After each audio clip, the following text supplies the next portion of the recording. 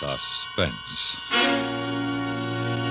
And the producer of radio's outstanding theater of thrills, the master of mystery and adventure, William N. Robeson.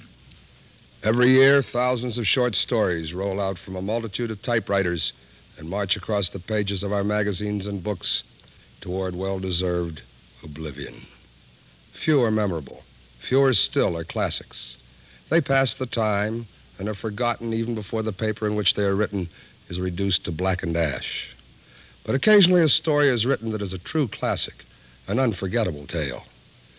Listen to such a one now, as Victor Jory stars in Ambrose Bierce's weird and wonderful story of the Civil War, An Occurrence at Owl Creek Bridge, a tale well calculated to keep you in Suspense.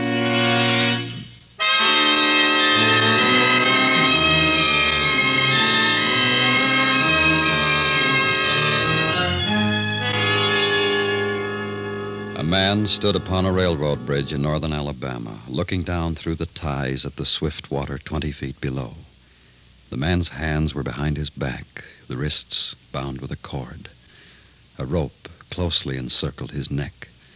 It was attached to a stout cross timber above his head, and the slack fell to the level of his knees. He watched a piece of dancing driftwood racing down the current beneath his feet. He thought, if I could free my hands, I might throw off this noose and dive into the creek. If I swam underwater, I would be safe from their bullets. If my wind held out, I could make the southern bank, take to the woods, and get away home. Peyton Farquhar, Alabama planter, stood at the end of a plank. A captain of the Union Army and a sergeant stood at the other end. When they stepped aside, the plank would tip upward, and Peyton Farquhar, Confederate spy, would slip between the ties to hang until dead above the muddy water of Owl Creek.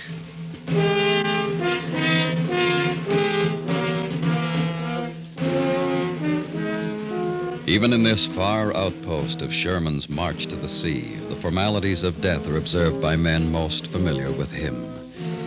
The captain's company is drawn stiffly at attention along the tracks on the northern side of the bridge.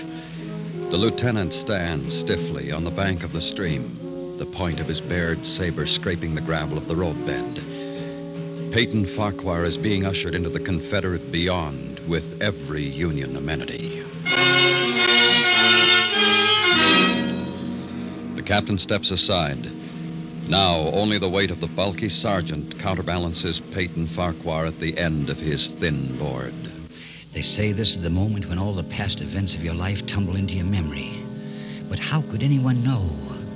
Who has come back from the dead to tell us what dying is like? I don't recall any childhood memories.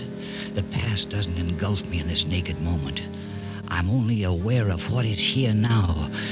Those damn Yankees lined up on the bank. The captain's tired eyes. That turkey buzzard circling up there waiting for me. And that noise. That beating, driving sound like a distant engine. A pump. The roll of thunder on a summer evening coming closer. Getting louder. Choking me. It's your heart, of course, that you hear, stepping up its cadence, pounding under the forced draft of fear.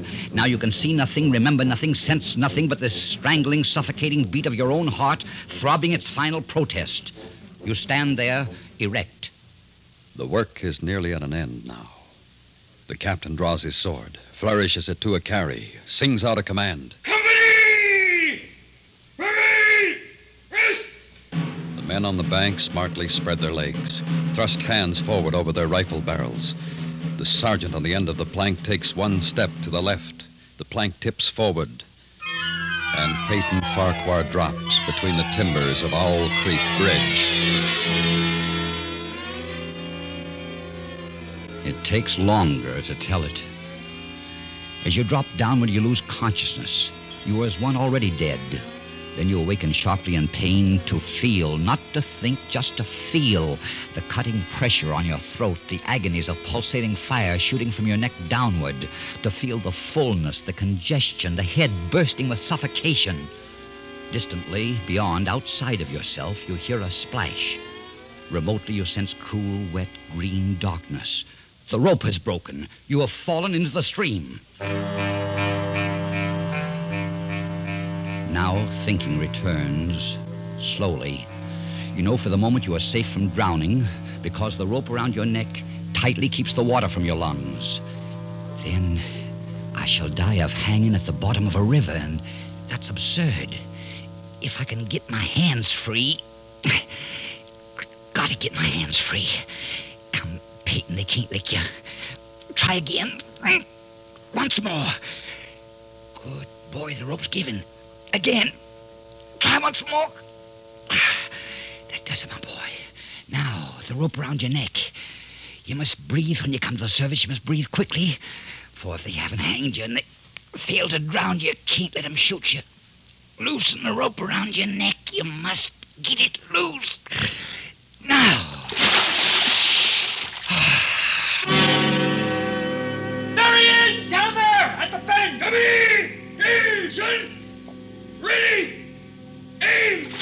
You dive deeply, but above the ringing in your ears, you hear the volley of the rifles. And as you rise toward the surface, you meet shining bits of metal, singularly flattened, the distorted and spent bullets oscillating slowly downward past you. One catches in your collar, and it feels uncomfortably warm. You snatch it out, and this gray piece of Yankee lead reminds you of the gray uniform of the soldier who was responsible for your being here. You recall that it was only night before last when the soldier had ridden up to the driveway as you and your wife sat under the magnolia trees in the cool twilight. Evening, sir.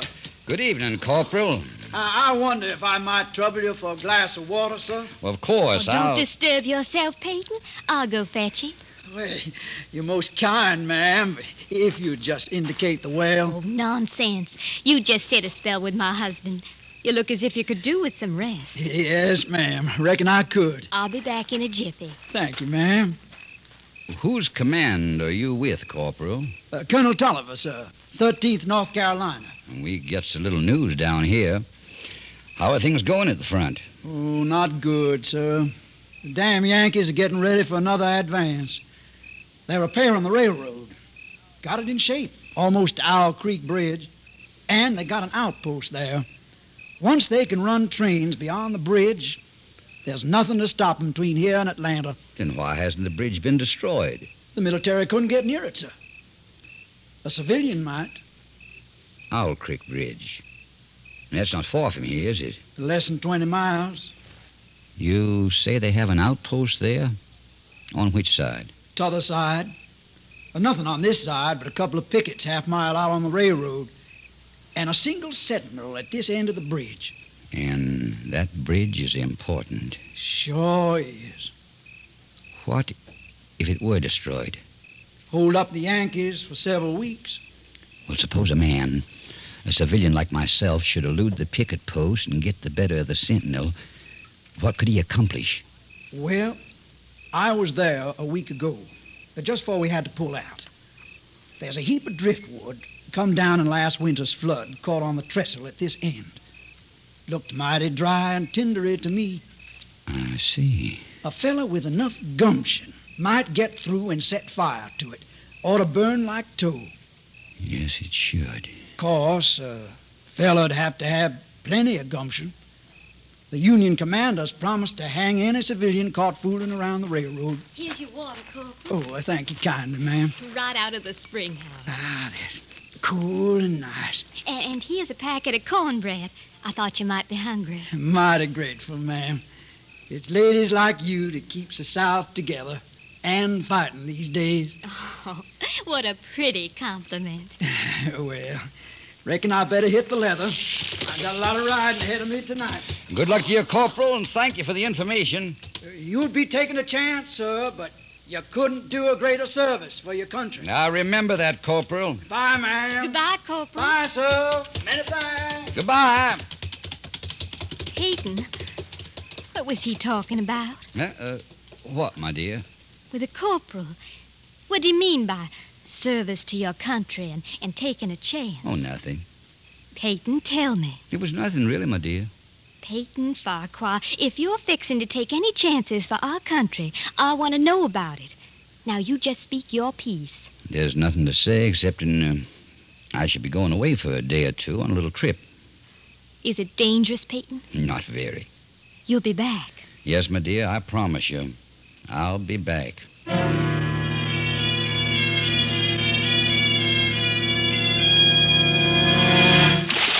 break the surface of Owl Creek for a second time. Now you are much further downstream, further away from the Union soldiers on the bridge, reloading their guns, the ramrods flashing in the morning sun. That captain won't make the same mistake again. He'll order them to fire at will, and heaven help me, I can't dodge them all. Another, more terrible sound. Cannon. They've trained cannon on you. And close. Next time they use a charge of grape. Rifles and grape covering the water from bank to bank. I'm done for then. Then something seems to grab you and you're whirled round and round, spinning like a waterlogged top. You're caught in a vortex, a whirlpool. The water, the banks, the distant bridge, the soldiers become indistinct blurs. And again you're helpless. You feel dizzy and sick to your stomach. Just as you felt last night when you crept up the bank towards the lone sentinel at the south end of the bridge and discovered the sentinel was not alone. There he is, boys. Grab him. Go me. Got him, Sergeant. Well, Mr. Peyton Farquhar, we've been expecting you. How'd you know my... We got ways. Look here, I'm a civilian. I was... Save your breath. And thank your maker we didn't shoot you in the back. We don't do things like that up north. You'll get a trial, everything fair and square. Bring him along, men.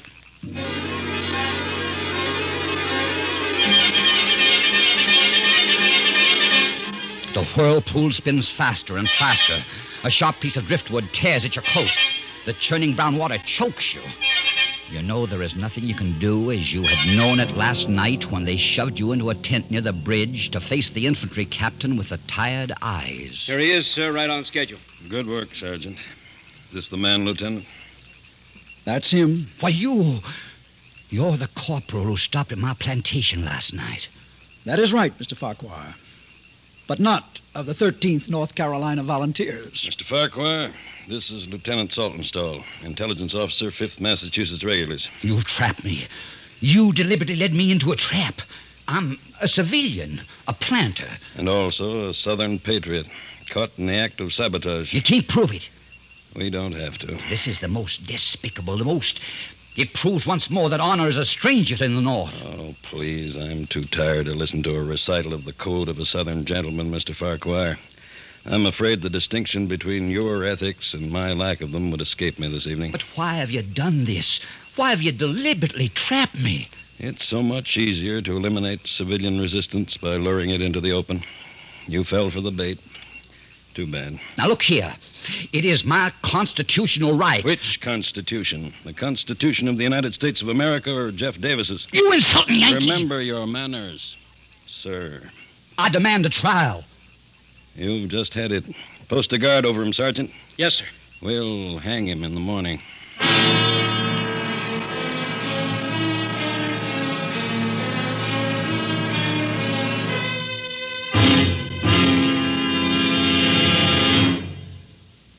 In just a moment, we continue with Suspense. In mid-December, we're planning to present a program of the big news of 1956. This year, though, we want you to help choose which news events our ace reporters will recreate for you. We want your opinion on what you consider to be the top 10 news stories of the year. Start thinking back. On the international scene, there were conflicts in the Middle East, Poland, and Hungary, as well as the controversy over Secretary of State Dulles' statement that we were at the brink of war. Here at home, President Eisenhower won a decisive victory at the polls, but lost Congress to the Democrats. Pick your top 10. Then send your choices to The Big News in care of CBS News, 485 Madison Avenue, New York 22. That's The Big News in care of CBS News, 485 Madison Avenue, New York 22. And now, we continue with Victor Jory in An Occurrence at Owl Creek Bridge, a tale well calculated to keep you in suspense. Something tears at your face, scratching, and you realize the whirling has stopped. You open your eyes. You're lying on the southern bank of a stream, out of sight of your enemies, safe. The gravel which has scratched your cheek now seems soft as new-picked cotton. The forest around you is a garden of luscious beauty reeking with heavy perfume of freedom. Even the whiz and rattle of the final charge of grapes screaming through the treetops seems a benediction from the baffled cannoneer. You leap to your feet and run into the woods south towards home.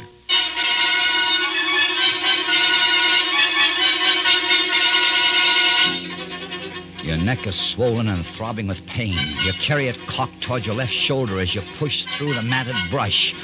All morning, you tear your way through the undergrowth. Your jacket is in tatters, your face crisscrossed with bloody scratches from the brambles. Every few moments you stop to listen for the sound of dogs.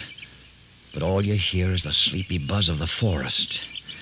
And the blood throbbing through your heated brain brings another thought, which is an insult. No dogs.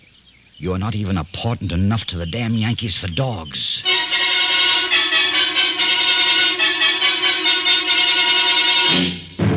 It is nearly noon now, and for half an hour you've been plunging through a swamp waist deep in green ooze. Your neck hurts constantly, your head throbs, and your tongue is thick. It tastes like brown linsey woolsey. Gnats swarm before your eyes, catch in your eyelids. Mosquitoes buzz in your ears, drill deep in your hands and swollen neck. You can't go on any longer. You slow down. You stop. You reach towards a palmetto root for support, and it slithers from your grasp and slides softly into the water. Water moccasin. Fear finds you at last. Terror, which stood aloof when you fled the executioner's bullets, now embraces you with a clammy unction. A water moccasin, the deadly cottonmouth. Now each branch and root seems to writhe under your glance. The swamp is undulating with certain death. You plunge on through the dark, stinking ooze, on and on, tripping, stumbling, never stopping. For terror rides your back, flogging you with a whiplash of fear.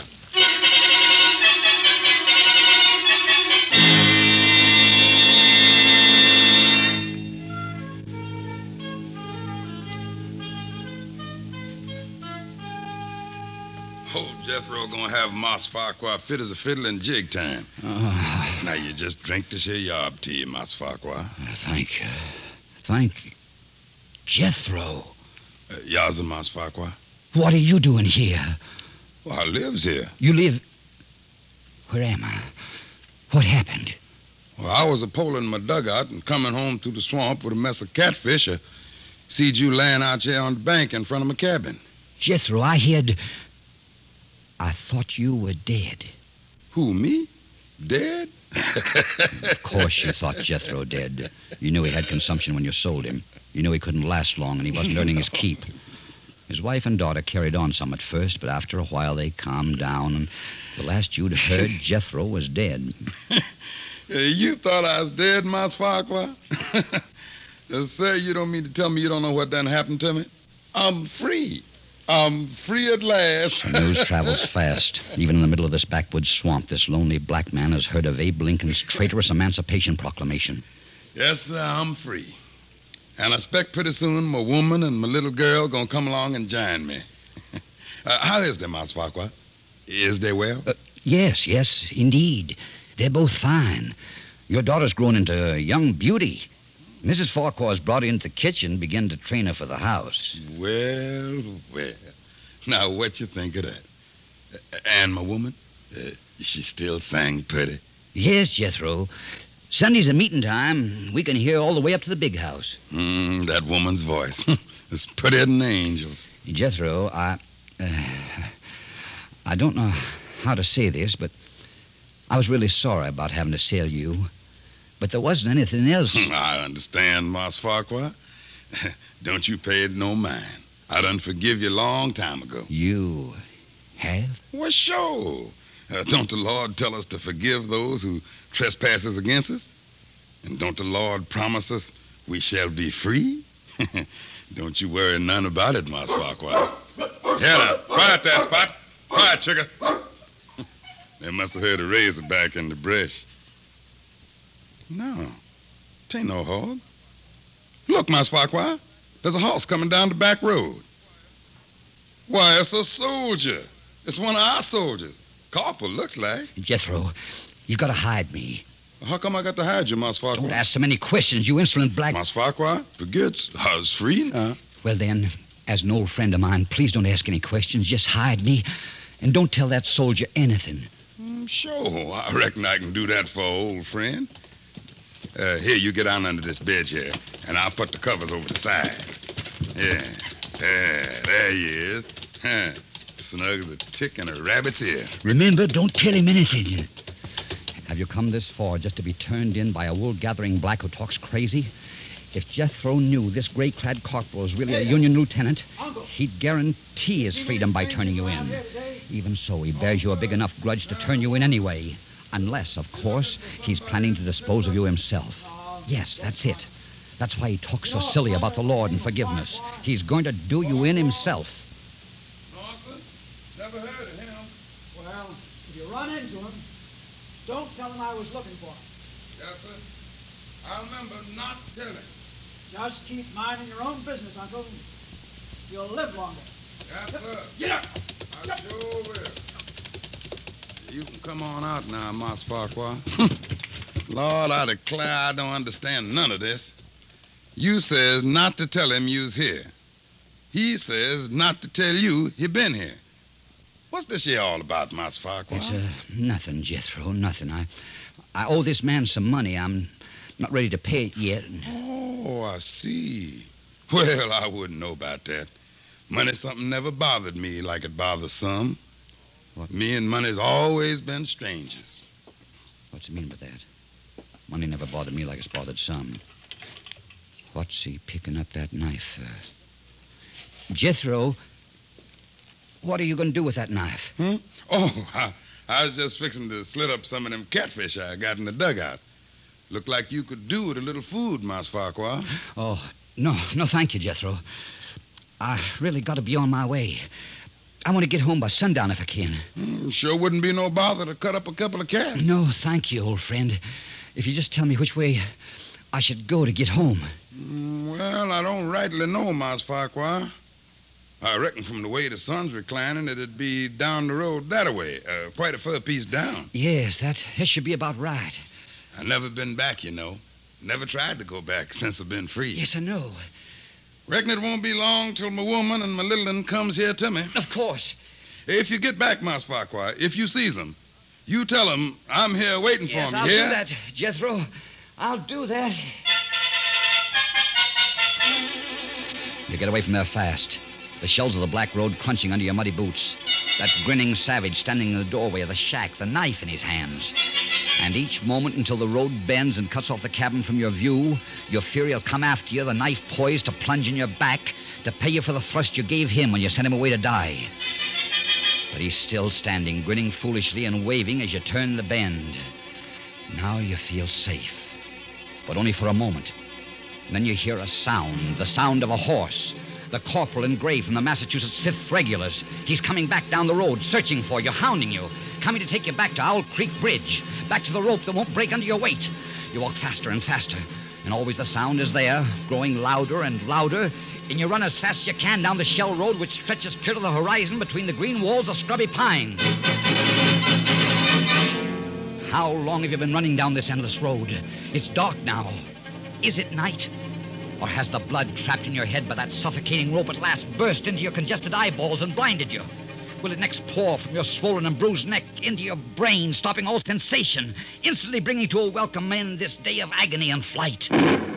Ridiculous fantasies of fatigue and fear. You can see. The darkness is the black of a sudden summer storm. That lightning flash clearly shows the white road ahead and the black silhouettes of trees along the sides. And since you are sure you can see, the other senses return. You hear the rumble of the thunder. You feel that insupportable ache of your straining lungs, the leaden weight of your tired feet, and now the patter of rain. First washing the stinging sweat from your scratched and bitten face, now pounding harder, flowing down across your hatless head, matting your hair, slowing down your headlong gait to a dog trot. Another flash of lightning directly overhead. For an instant, you see the soldiers of Owl Creek Bridge standing at the side of the road, rifles leveled, their eyes boring down the sights, aiming at your heart. Again, you're running, and the rain has turned to hail. Pellets as big as hominy grits beat down on you, pound your swollen, bruised neck, hammer at your countless cuts. Again, the lightning, and on the other side of the road, the gray-clad corporal sits astride his horse, waiting for you. No, you can't get me now. No! This bolt of lightning strikes a tree ahead of you, and in the white blinding light stands Jethro, black and grinning, knife raised in the air. No, Jethro, forgive me. Forgive me.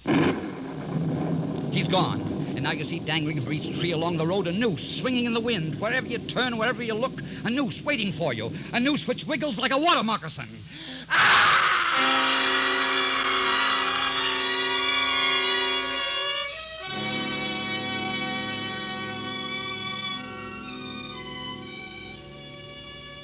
Now you are standing on the green lawn of your plantation before the high-columned entrance. The storm is over. The clouds are black and menacing all around the horizon, but through a break overhead, glorious sunlight streams down, bathing your garden and your house in heavenly light. You are home. And now you hear a rustle of crinoline, and down from the wide portico steps your beloved wife. She walks across the lawn, her arms outstretched. Peyton, my dear, you're back, just as you promised you'd be. For this moment you have endured the agonies of this day. And were those agonies multiplied 1,000 times, there would be a small price for the benison of this breast, the sanctuary of these arms, the security of these lips. You step forward to fold your wife in your embrace. The rope, stretched tight, sang like a bowstring. Peyton Farquhar was dead. His body with a broken neck swung gently from side to side beneath the timbers of Owl Creek Bridge.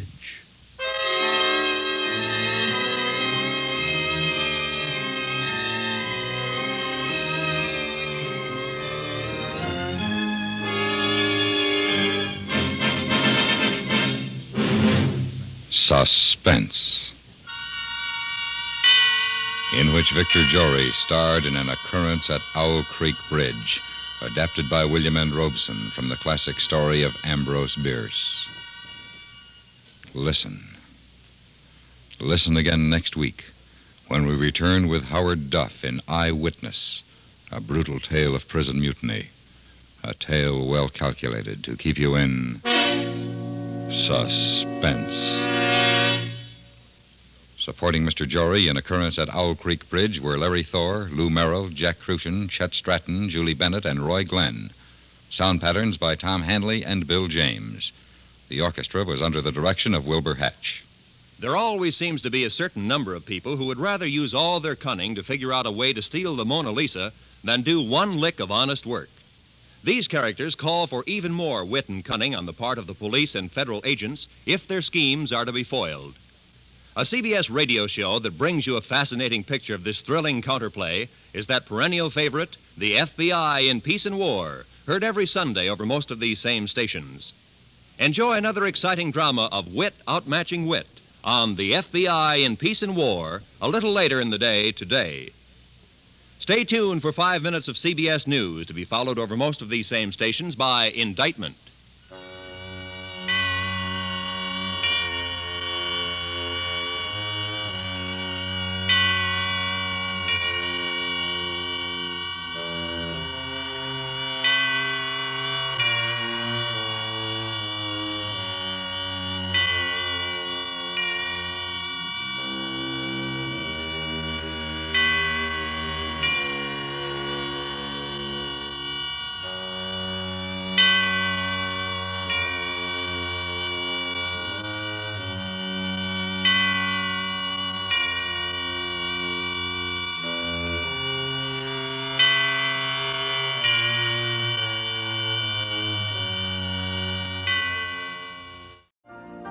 You've been listening to the OTR Gold Network.